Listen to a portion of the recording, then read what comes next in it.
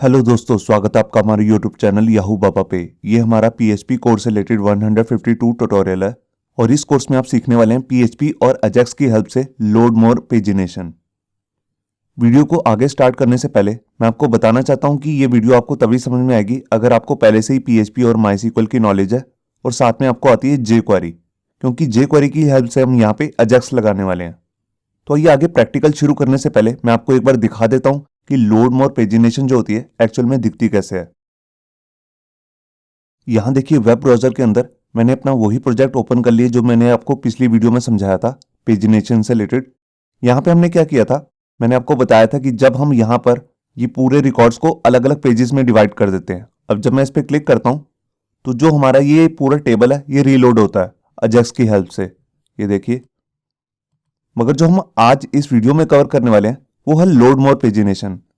ये देखिए, ये इसका एक एग्जांपल है।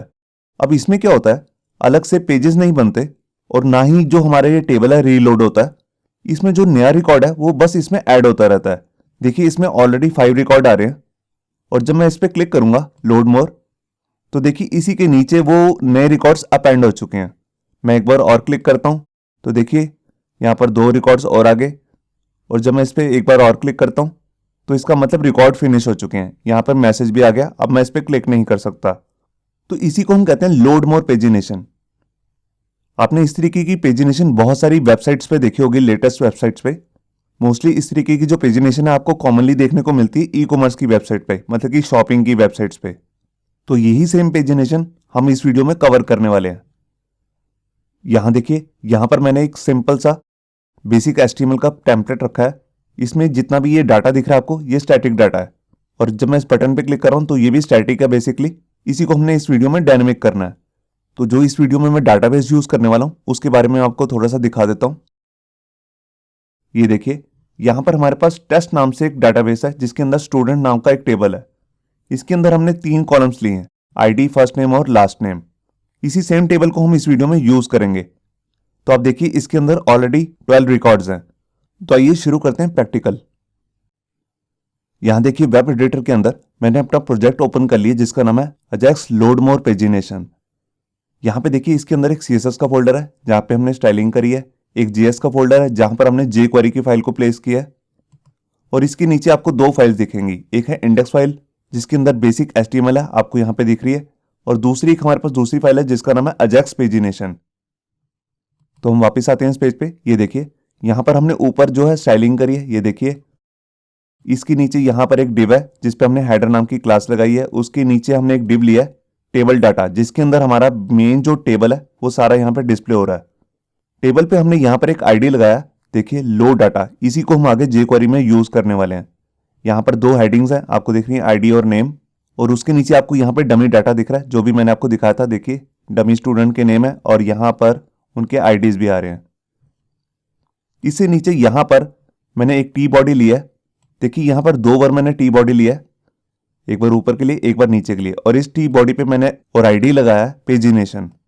और इसके अंदर देखिए यहाँ पर एक बटन है जिसपे मैंने आईडी लगाया अजैक्स बटन, और यहाँ पे एक डाटा एट्रीब्यूट भी लिया है आईडी नाम से, आप देख रहे हैं ये भी खाली है, इसको भी मैं अभी डायनेमिक करूंगा।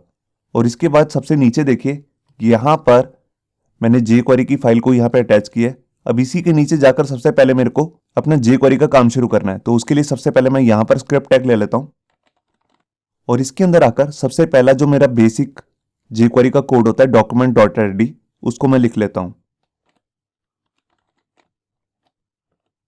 ये देखिए, अब इसके अंदर आके सबसे पहला जो मेरे को काम करना है वो क्या करना है, जैसे ही ये पेज लोड हो तो मैं चाहता हूं जो ये डाटा आ रहा है, यहाँ पे आप देख रहे हैं ये भी स्टैटिक डाटा है, तो मैं चाहता हूं यहाँ पे जो 5 रिकॉर्ड्स हैं वो लोड हो जाएं।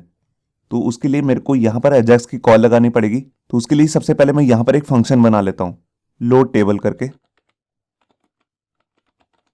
और इसी टेबल के अंदर मैं एक वेरिएबल ले लेता हूं जैसे पेज करके। जब भी मैं इस फंक्शन को कॉल करूंगा तो मैं पेज नंबर यहां पर पास करूंगा, और इस फंक्शन को मैं नीचे कॉल भी कर लेता हूं। ये देखिए जब फर्स्ट टाइम मैं इस फंक्शन को लोड करूंगा तो यहां पर मुझे कुछ भी पास नहीं करना। अब इसके अंदर आकर सबसे पहले मैं अपना जे क्वेरी का फंक्शन यूज करूंगा अजैक्स को यूज करने के लिए $.ajax, और इसके अंदर आकर मैं करली ब्रेसेस ले लेता हूं और यहां पर सबसे पहले मैं जो एट्रीब्यूट यूज करने वाला हूं उसका नाम है यूआरएल। और यूआरएल के अंदर मैं उस वाली फाइल का नाम दूंगा जहां से हम डाटा को रिट्रीव करेंगे MySQL डाटाबेस से। तो देखिए मैंने एक दूसरी फाइल बनाई हुई है, मैंने ये आपको दिखाई थी अजैक्स पेजिनेशन, इसी को मेरे को यहाँ पे कॉल करना है। इसके बाद मैं यहाँ पर जो दूसरा एट्रीब्यूट यूज करने वाला हूँ अजैक्स के लिए वो है टाइप, और यहाँ पे मैंने को पास करना है वो है पोस्ट। इसके बाद मैं यहाँ से एक डाटा भेजने वाला हूँ, मतलब कि पेज नंबर जो हम पेजिनेशन में यूज करते हैं बेसिकली, मैंने आपको पिछली वीडियो में बताया भी था। तो बिल्कुल सेम वैसे ही हम यहाँ से भी एक पेज नंबर भेजेंगे, और वो पेज नंबर हमें यहाँ से मिलेगा एज ए पैरामीटर। तो उसके लिए देखिए यहाँ पर मैं एट्रीब्यूट यूज कर रहा हूँ, उसका नाम है डाटा, और यहाँ मैं ऑब्जेक्ट फॉर्म में एक वेरिएबल ले लेता हूँ, मतलब कि की, उसका नाम रख देता हूँ पेज, और इसकी जो वैल्यू है उसको भी दे देता हूँ पेज। ये देखिए मैं यहाँ पर बेसिकली ले लेता हूँ पेज नंबर। अब इसके बाद मेरे को क्या करना है, मेरे को यहाँ पर अपना लास्ट एट्रीब्यूट यूज करना है जिसका नाम है सक्सेस, और यहाँ पर मैं एक अनोनिमस फंक्शन बना लेता हूँ, और इसके अंदर मैं पास कर देता हूँ एक पैरामीटर जिसका नाम है डाटा। आप जो सा मर्जी नेम ले सकते हैं, और जो भी ये वाली फाइल हमारे को कुछ रिटर्न करेगी वो हमारा इस वाले वेरिएबल के अंदर आके स्टोर हो जाएगा, मतलब कि डाटा नाम के वेरिएबल के अंदर, और इसी को हम यहाँ पे कोड पे यूज कर लेंगे। तो इसके अंदर का कोड शुरू करने से पहले हम इस वाली फाइल का काम शुरू कर लेते हैं जिसका नाम है अजैक्स पेजिनेशन। तो मैं यहाँ पर आया, और यहाँ पर आकर सबसे पहले मेरे को यहाँ पे कनेक्शन बनाना है डाटाबेस के लिए। तो उसके लिए सबसे पहले मैं एक वेरिएबल ले लेता हूँ कॉन, और उसके अंदर कनेक्शन बना लेता हूँ। ये देखिए यहाँ पर मैंने एक कनेक्शन बना लिया, मैंने कॉन नाम का एक वेरिएबल लिया, और इसके अंदर यहाँ पे अपना फंक्शन यूज़ किया MySQL कनेक्ट। यहाँ पे होस्ट का नाम है लोकल होस्ट, यूज़र नेम है रूट, पासवर्ड है नील, और डाटाबेस का नाम है टेस्ट। अगर ये फंक्शन नहीं चलता तो उसके लिए भी मैंने यहाँ पर डाई फंक्शन लगा लिया। अब इसके बाद यहाँ पर हमारे को अपनी SQL की कमांड लिखनी है। ये देखिए यहाँ पर मैंने एक वेरिएबल ले लिया SQL, और इसके अंदर अपनी SQL की कमांड पास कर दी सेलेक्ट स्टार फ्रॉम स्टूडेंट्स। अब मैं स्टूडेंट का सारा रिकॉर्ड यहाँ पे फैच करके ला रहा हूँ, और उसके बाद इस क्वेरी को रन करने के लिए भी मेरे को अपना फंक्शन चलाना है MySQL क्वेरी। ये देखिए यहाँ पर मैंने उसके लिए भी यहाँ पर अपना एक वेरिएबल लिया क्वेरी करके, और यहाँ पर अपना फंक्शन यूज कर लिया MySQL क्वेरी, और यहाँ पे कनेक्शन पास किया और अपनी SQL की क्वेरी। अगर ये फंक्शन नहीं चलता तो उसके लिए भी मैंने यहाँ पे डाई फंक्शन यूज कर लिया जिसमें मैसेज दिए क्वेरी अनसक्सेसफुल। अब बेसिकली जैसे मैंने आपको बताया कि हम फर्स्ट टाइम में सिर्फ 5 रिकॉर्ड ही लोड करेंगे, तो उसके लिए मेरे को यहाँ पर लिमिट लगानी पड़ेगी। तो उसके लिए भी यहाँ पर मैं एक वेरिएबल ले लेता हूँ, और उसका नाम रख देता हूँ लिमिट। ये देखिए यहाँ पर मैंने एक लिमिट नाम का एक वेरिएबल ले लिया, और इसमें पास कर दिया 5। इसको मैं कभी भी चेंज भी कर सकता हूँ। इसका मतलब है कि सिर्फ मैं 5 रिकॉर्ड ही लोड करने वाला हूँ, तो इसी को मैं यहाँ पे पास करूंगा। और इसके साथ मेरे को एक चीज़ और चाहिए जिसको हम कहते हैं ऑफसेट। तो उसके लिए मैं अपना सुपर ग्लोबल वेरिएबल यूज करने वाला हूँ $_पोस्ट, और उसको मैं एक इफ की कंडीशन के अंदर पास कर दूंगा। ये देखिए कुछ इस तरीके से यहाँ पर देखिए मैंने एक इफ कंडीशन लगाई, और मैंने पहले चेक किया इफ सेट क्या चीज़, जो पेज नंबर अगर इसके अंदर कोई भी वैल्यू सेट है तो ये इस वाली कंडीशन के अंदर आ जाएगा, और एल्स पार्ट में अगर ये वैल्यू सेट नहीं है तो यहाँ पर आ जाएगा। तो यहाँ के लिए मैं इफ कंडीशन के लिए अगर ये वैल्यू सेट है तो यहाँ पर मैं एक वेरिएबल ले लेता हूँ पेज नाम से, और उसके अंदर ये वैल्यू स्टोर करा दूंगा। ये देखिए यहाँ पर मैंने पेज नाम के वेरिएबल के अंदर ये वैल्यू स्टोर करा दी, और जब भी ये हमारा इंडेक्स वाला पेज फर्स्ट टाइम लोड होगा तो वहाँ पर होगा पेज नंबर 1। तो उसके लिए भी मेरे को इसी वेरिएबल का यूज़ करना है, क्योंकि मेरे को ऑफसेट के अंदर तो कुछ ना कुछ पास करना ही है। तो यहाँ पर मैं पास कर दूंगा 0। ये देखिए अब यहाँ पे हमारे पास लिमिट भी हो चुकी है, और यहाँ पे हमें ऑफसेट भी मिल चुका है जिसको हमने पेज नाम के वेरिएबल के अंदर स्टोर करा है। अब इसको मैं यहाँ पे यूज़ कर लेता हूँ अपनी क्वेरी के अंदर। तो यहाँ पे सबसे पहले मेरे को अपने मेथड का नाम लिखना है, उसका नाम है लिमिट, और उसके बाद मैं अपना यहाँ पर ऑफसेट पास करूँगा। तो उसके लिए यहाँ मैं करली ब्रेसेस ले लेता हूँ, और यहाँ पर मैं अपना ये वाला वेरिएबल जो है पेज नाम से इसको कॉपी करके यहाँ पेस्ट कर देता हूँ। ये देखिए अब इसके बाद मेरे को यहाँ पर अपनी लिमिट पास करनी है। ये देखिए यहाँ पर मैंने इसे पास कर दिया। अब जब फर्स्ट टाइम पेज लोड होगा तो उसको यहाँ पर पेज मिलेगा 0, तो यहाँ पर उसके पास फर्स्ट 5 रिकॉर्ड्स यहाँ पे लोड हो जाएंगे। अब उसके बाद मेरे को यहाँ पे चेक करना है कि जो ये हमारा क्वेरी नाम का वेरिएबल है इसके अंदर एक सिंगल रिकॉर्ड भी लोड हुआ है कि नहीं। तो यहाँ पर उसके लिए मैं यहाँ पर इफ कंडीशन लगा रहा हूँ। ये देखिए यहाँ पर मैंने इफ कंडीशन लगाई, और इसके अंदर अपना PHP MySQL का फंक्शन यूज़ किया नमरोज करके, और यहाँ पे हमने एरे पास कर दिया क्वेरी नाम से। अब ये चेक करेगा अगर इसके अंदर एक सिंगल रिकॉर्ड भी है तो ये इस वाली इफ कंडीशन के अंदर आ जाएगा। और यहाँ पर आकर मैं एक वेरिएबल ले लेता हूँ और उसका नाम रख देता हूँ आउटपुट, और इसको मैंने फर्स्ट टाइम खाली रखा है क्योंकि इसी को मैं आगे यूज़ करने वाला हूँ अपने स्ट्रिंग में, जो मैं लूप के लिए एक स्ट्रिंग क्रिएट करूँगा। मैं यहाँ पर इसी लाइन को एक बार डुप्लीकेट और कर लेता हूँ।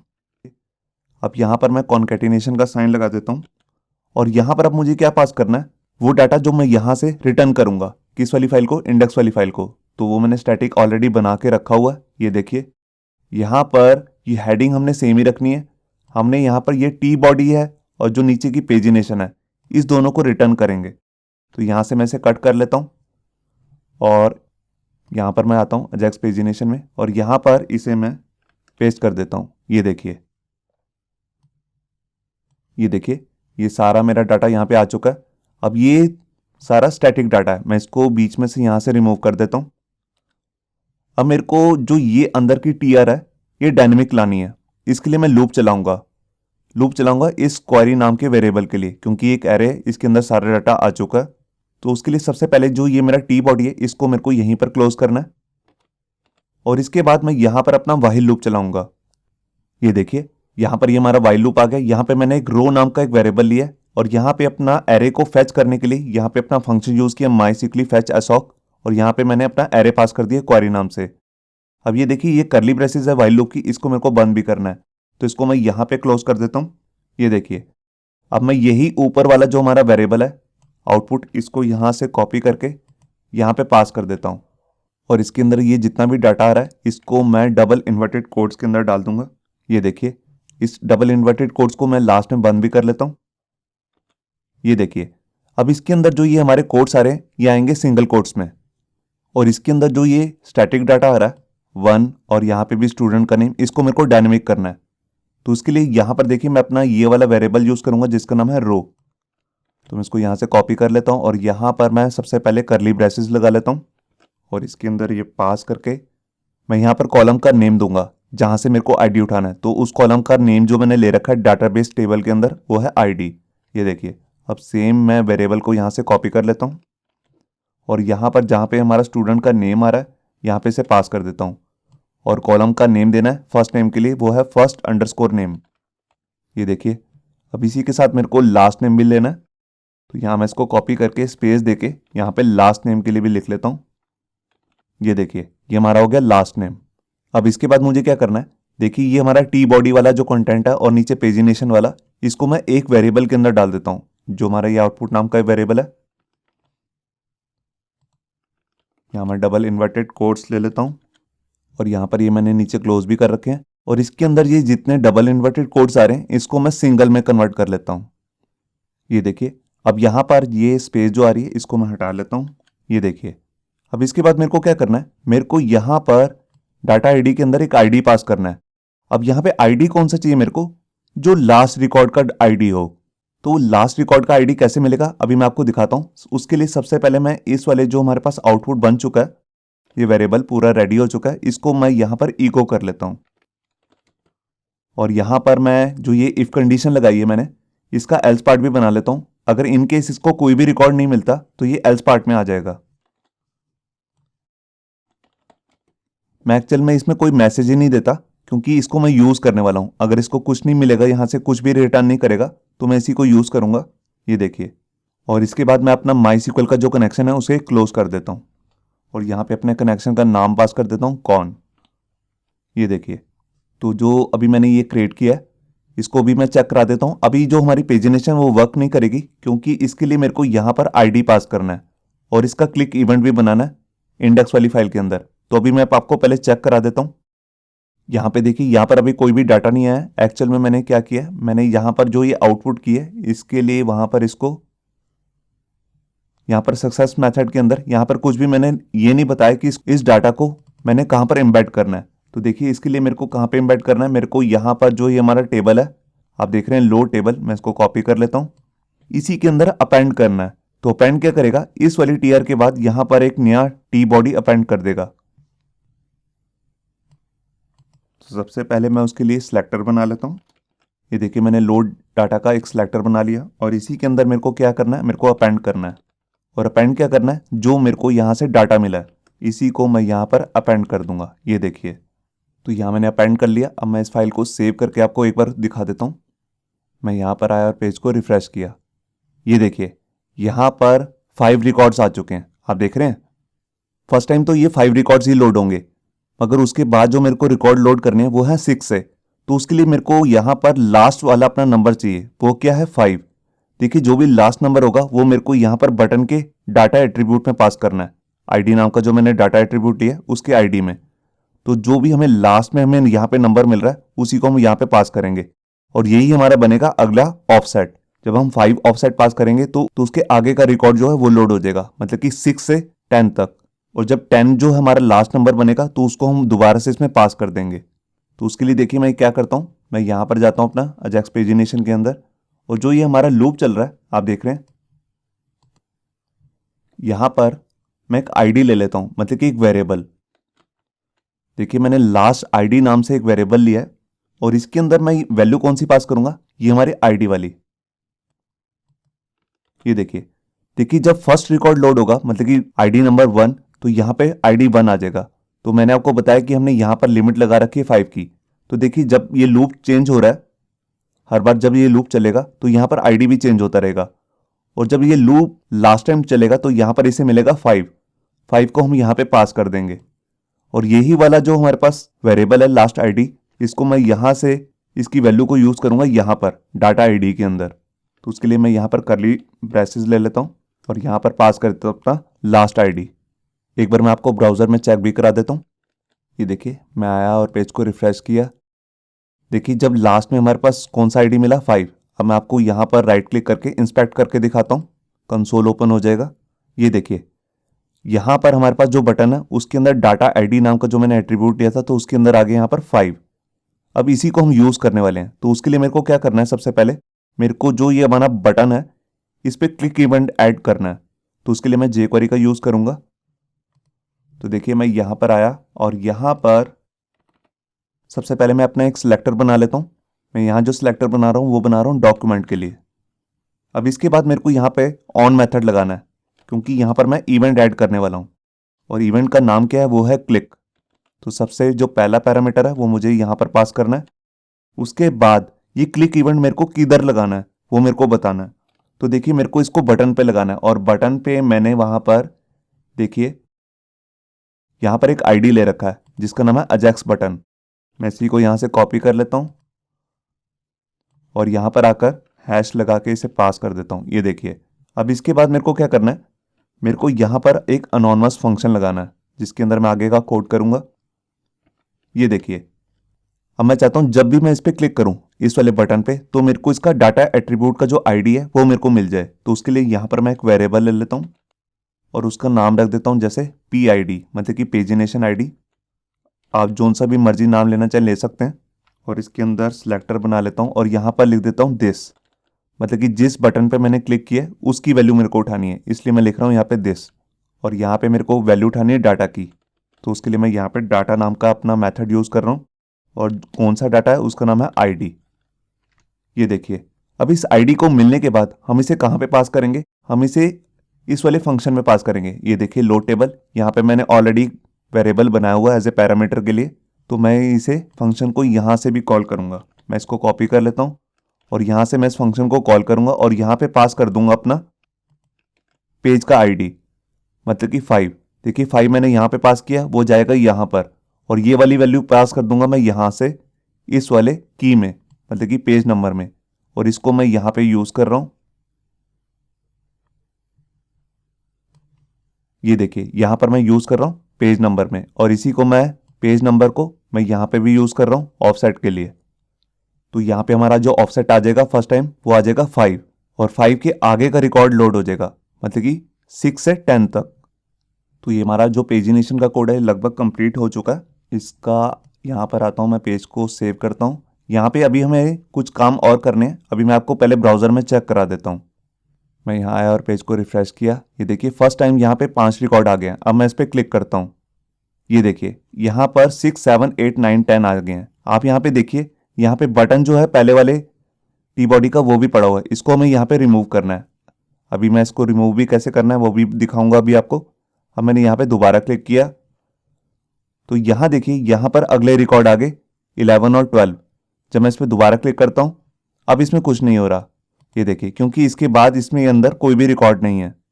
अब यहाँ पे जो सबसे पहला हमें काम करना है वो क्या करना है, जो पुराना ये लोड मोर का बटन है इसको रिमूव करना है यहाँ से। जो हर बार एक नया बटन आएगा सिर्फ उसी को दिखाना है। तो उसके लिए मैं क्या करता हूँ, मैं यहाँ पर जो हमने ये सक्सेस नाम का फंक्शन लिया है, यहाँ पर एक कंडीशन लगाता हूँ। ये देखिए, अगर इसके अंदर कोई डाटा भी आया है तो यहाँ पर इफ कंडीशन के अंदर आ जाएगा, और इसका एक एल्स पार्ट भी बना लेता हूँ। ये देखिए, अब जो ये अपेंड करने वाला काम है ये मैं इस कंडीशन के अंदर पेस्ट कर देता हूँ। ये देखिए, अब यहाँ पर जब ये मैं अपेंड करने लगा हूँ तो उसके लिए सबसे पहले मेरे को क्या करना है, यहाँ पर जो पहले का पेजिनेशन वाला हमारे पास टी बॉडी रखा हुआ है, मैं आपको दिखाता हूँ। ये देखिए, ये वाला, इसको मेरे को रिमूव करना है। तो इसके लिए यहाँ से मैं इसकी ये जो आईडी है इसको कॉपी कर लेता हूँ और यहाँ पर आता हूँ। मतलब कि लोड होने से पहले, अपेंड से पहले आपको ये काम करना है। तो इसका सबसे पहले मैं एक सिलेक्टर बना लेता हूँ और यहाँ पर मैंने इसे पास कर दिया। अब मेरे को इसको क्या करना है, मेरे को पहले इसे रिमूव करना है। अब जब नया डाटा यहाँ पे अपेंड होने लगेगा उससे पहले मैं इस पुराने वाले को रिमूव कर दूंगा, फिर इस वाले नए डाटा को यहाँ पे अपेंड करूंगा। इस नए वाले डाटा के अंदर हमारे को दोबारा से ये पेजिनेशन वाला कोड जो है दोबारा से मिल जाएगा। और यहाँ पे एक काम मुझे और करना है, वो क्या करना है, जो हमारा एजेक्स बटन है, देखिए जब उसके अंदर कोई भी डाटा नहीं होगा, जब मैंने आपको यहाँ पे दिखाया, जब यहाँ पे ये खाली रिटर्न करेगा, यहाँ पे जब इसके पास यहाँ पे कोई भी रिकॉर्ड नहीं रह जाएगा, तो उस केस में यहाँ पर मैं बटन को डिसेबल कर दूंगा। तो उसके लिए मैं उसका सिलेक्टर बना लेता हूँ और यहाँ पे जो बटन का नेम है वो है अजैक्स बीटीएन। मैं इसको यहाँ से कॉपी करके यहाँ डाल देता हूँ और यहाँ पर मैं अपना मेथड यूज करूंगा जिसका नाम है प्रॉप। प्रॉप जो मेथड है ये बेसिकली इसका नाम होता है प्रॉपर्टी। अगर मैं कोई प्रॉपर्टी को इनेबल या डिसेबल करना चाहता हूँ तो उसके लिए मैं इसको यूज करता हूँ। तो देखिए, मैं यहाँ पर एक वैल्यू यूज करने वाला हूँ डिसेबल्ड, और यहाँ पर इसकी वैल्यू भी मेरे को पास करनी है, वो है ट्रू। मतलब कि यहाँ पर मैंने इसे डिसेबल ऑन कर दिया है, तो ये बटन बिल्कुल भी क्लिकेबल नहीं रहेगा। इसके बाद मैं एक बार आपको चेक भी करा देता हूँ। यहाँ देखिए, मैं आया और मैंने पेज को रिफ्रेश किया तो देखिए फर्स्ट टाइम यहाँ पर पहले रिकॉर्ड आ रहे हैं। मैंने इस पर क्लिक किया, अब देखिए यहाँ पर दोबारा से कोई भी लोड मोर का बटन नहीं आया, इसके नीचे के सारे रिकॉर्ड आ गए 6 से 10 तक। उसके बाद मैं दोबारा क्लिक करता हूँ तो देखिए आगे 11 और 12, यही लास्ट रिकॉर्ड है। अगर मैं अब इस पर क्लिक करूंगा तो देखिए ये डिसेबल हो चुका है। आप देख रहे हैं, मैंने डिसेबल से रिलेटेड ऑलरेडी CSS कर रखी है CSS वाली फाइल में, जो इसको ग्रे कर रही है।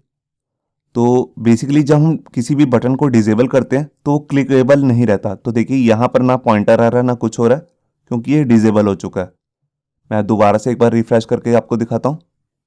ये देखिए, मैं एक बार यहाँ पे क्लिक किया तो अगले रिकॉर्ड आ गए, फिर मैंने क्लिक किया तो अगले रिकॉर्ड आ गए 11 और 12। अब मैं दोबारा पे क्लिक करता हूँ तो देखिए हो गया डिसेबल, क्योंकि इसको अब कोई भी रिकॉर्ड नहीं मिला। अब मैं इसके बाद चाहता हूँ कि जब ये डिसेबल हो जाए तो यहाँ पे ये लिखा ना हुआ हो लोड मोर, मैं चाहता हूँ यहाँ पे लिखा आ जाए फिनिश्ड।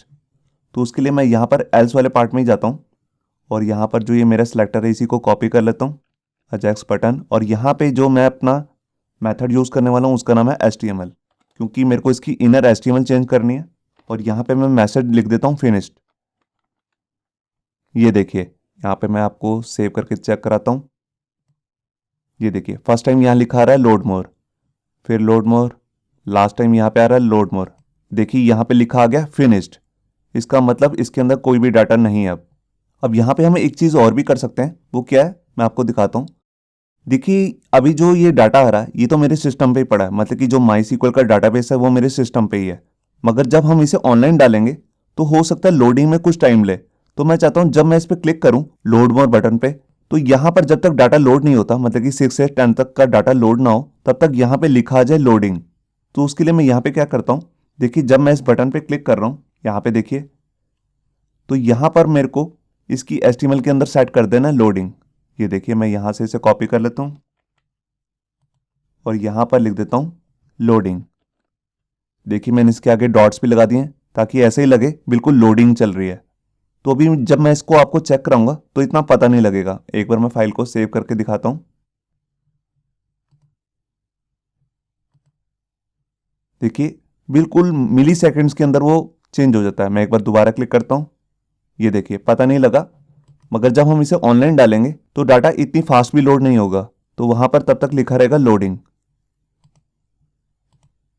ये देखिए, तो आपने इस वीडियो में देखा कि कैसे हम लोड मोर पेजिनेशन बनाते हैं। ये आजकल बहुत ट्रेंडिंग में है। अगर आपको इसका कोड चाहिए लोड मोर पेजिनेशन का, तो मैं नीचे डिस्क्रिप्शन में इसका एक लिंक दे दूंगा, जहां से जाके आप इसे इजीली डाउनलोड कर सकते हैं। होप सो आपको ये हमारा वीडियो ट्यूटोरियल अच्छा लगा होगा। अगर अच्छा लगा है तो वीडियो को प्लीज़ लाइक करना मत भूलिए। अगर आप ऐसे ही रेगुलर अपडेट्स चाहते हैं तो हमारे चैनल याहू बाबा को सब्सक्राइब करना मत भूलिए। Thank you.